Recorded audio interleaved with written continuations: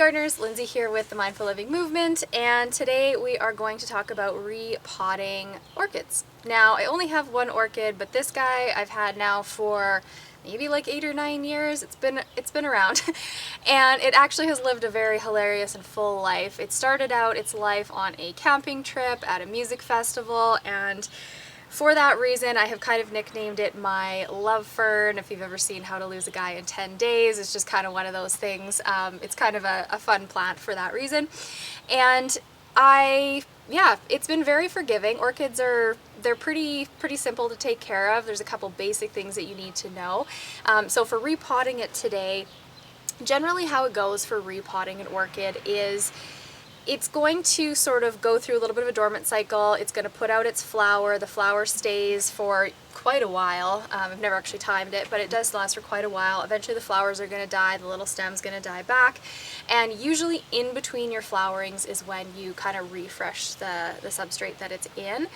Now, this particular guy has been sort of sitting in this stage. It hasn't flowered since, oh my gosh, it might have been the fall. It's kind of just been hanging out. The reason that I let it go so long is, one, I've been busy with a million other things, but two, it actually flowered back to back twice. It flowered once, died back, I contemplated potting it, and then all of a sudden it started spitting out a whole new flower stem, and it flowered a second time, like right in a row. So I kind of just was like, well, we'll wait and see, because I didn't want to repot it when it was about to put out new flowers, because repotting is a little bit of a stressful event for a plant. I'm going to do some trimming to the root structure, so you really want to make sure that it actually needs it. So this guy definitely needs it. He's been sitting here like this, and that's sort of how its life has followed. It does its flowering thing, it dies back, change out the stuff. I leave it usually off to the side of a bright sunny window. I don't put it right in the sun after it goes through this process, because you kind of need to give it like a dormant sort of chill cycle. I usually, for about a month or so, I'll have it just off to the side, getting bright indirect light, but definitely no direct light. And then once it's had a little bit of time to settle in, then I'll start to pull it back into like full sun in a lot of cases. And that sun is what triggers the flowering. So I usually put it in full sun winter time, and then in the summer times here, all my blinds and things are closed in the house, so the summertime actually ends up being more of its winter, and it kind of flips itself around because our sun pouring in the windows in the summertime is just way too hot. But right now I'm going to just get this guy out of his old mixture, and we'll have a look and see what the root ball is like. There's definitely going to be some pruning that needs to happen, and I'll show you which ones those are.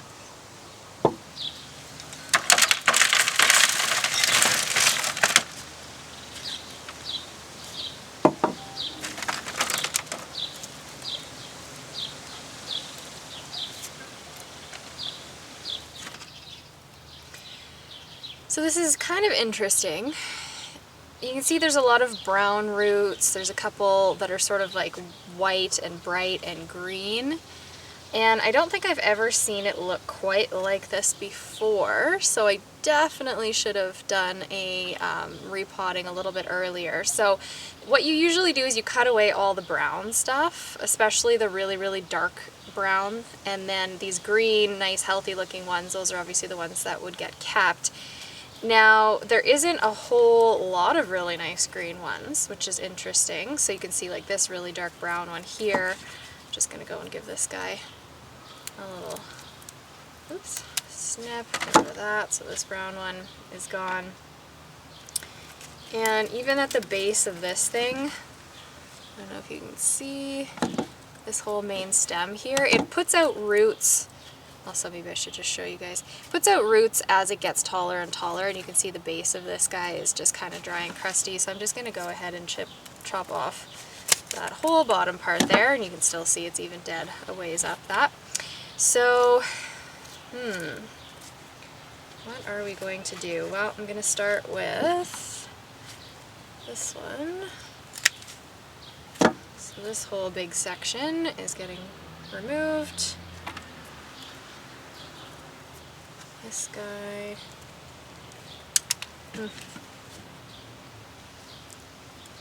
I don't want to do the same. That one was still, there was still a little bit of life in that one, but mostly it looked really terrible. So I'm kind of just giving this guy a full refresher. Right up until this green spot right here, I'm also going to cut off the end. That's not a lot of roots. So this is going to be interesting. It's going to take him a little while, I would bet you, to flower again after kind of looking like this. So yeah, that's kind of cool. Quick pause. I want to invite you to something special that's coming up. I am guessing that you are watching this video because you're interested in filling your life and your house with more plants. Now I'm curious, maybe you are also interested in having those plants be something that you can eat. If that is the case, head to the link in the description and join the waitlist for my indoor growing course that's going to be launching very soon, where you'll get to learn to fill your house with not just plants, but things that actually can feed you too. So if that sounds interesting, I can't wait to join you in the fall once it officially kicks off, and I will let you get back to your regular scheduled programming. So I've given my pot a wash, so it is clean and ready to go. Now, a couple things that I'm going to do. I didn't have an inside pot before, but I am going to go with one this time. So I don't know why I did it before, it's never really mattered, but the reason I'm going with a smaller one this time is because of the fact that I have very, very little roots. So at least this way I can kind of sort of put it in something that's proportional to, you know, what its stage is at, I guess, if you will. And the other nice thing is when I drop this in here, there's still, I don't know, maybe like 3/4 of an inch of a gap at the bottom, so that if I do accidentally give it too much water, it's got a little bit of breathing room. And I can also pull this out and then dump out any excess water if need be. So I'm doing that because, one, this guy's really teeny tiny. It's the smarter way to go. If you accidentally get heavy-handed, you don't rot out your plant, which might possibly be why I had so many dead roots in the bottom of the orchid. I'm notorious for underwatering, horribly neglecting to water my plants, and then maybe giving too much when I do, so that maybe is what happened. Also, I've got my orchid mix here, which is really just a whole bunch of tree bark. What does it say? Western fir bark, charcoal, and perlite. Also, I did read on here that it says pre-soak for 24 to 48 hours beforehand. I have never done that, so I'm not doing it today. But what I am going to do is I'm going to put it in here. I'm not going to put it in this thing. I'm just going to give a good soaking with water to let it pour through a little bit, and then I'll probably give it a good solid misting or so for the next couple of days, just till the substrate is actually damp. And if I do end up with excess water, I'm just going to make sure that I keep dumping it out, because a lot of the substrate is quite like dry. So I just want to make sure that it gets itself off to a good start and that we're not under too much stress. So let's have a look at what that looks like.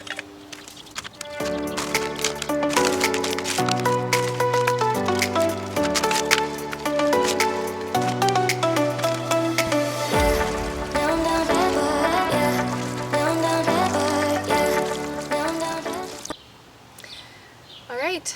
She is good to go. So I'm just going to be mindful to keep on misting it for the next maybe week or so.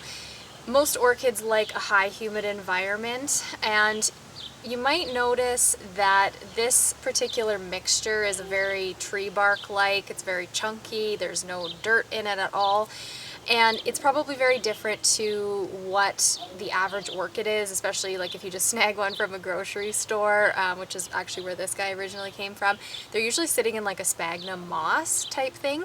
It's usually a good idea to get it out of that moss. They do that a lot of times just for shipping, or technically can stay in the moss, but the moss it's going to hold on to moisture a lot better. And these guys sort of like more aeration around their roots. You saw that the roots are kind of unusual and that they're very, very thick and fat, so this kind of gives them a little more opportunity to move around as well. And this is this Pro Mix mixture that I'm using here, that I've used many times and I really, really like, and this guy has been pretty happy with.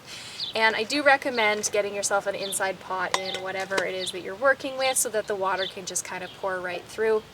The reason that these guys like to live in sort of like a tree bark type mixture for most varieties, more the common varieties at least, is orchids tend to, they're kind of an odd plant. They like to live in sort of like the crook of a tree. They'll sort of land in there and then they just put out their roots and start to climb in and around with kind of whatever's living in the crook of a tree in sort of like rainforesty type situations. So they're not something that roots in the dirt. They're sort of like a parasite. You could sort of think they use other things to hang on to and grow from, and all the leaf litter and things like that that would be hanging out, you know, in the crook of a tree branch and the trunk of the tree.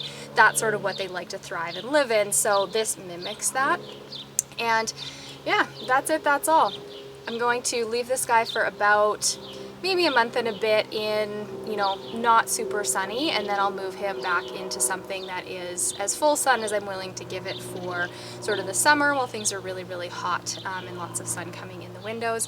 And I expect in a few months it should be starting to put out a new stem and a new flower. So that is orchid repotting 101. Have a beautiful rest of your day, gardeners. We will see you soon.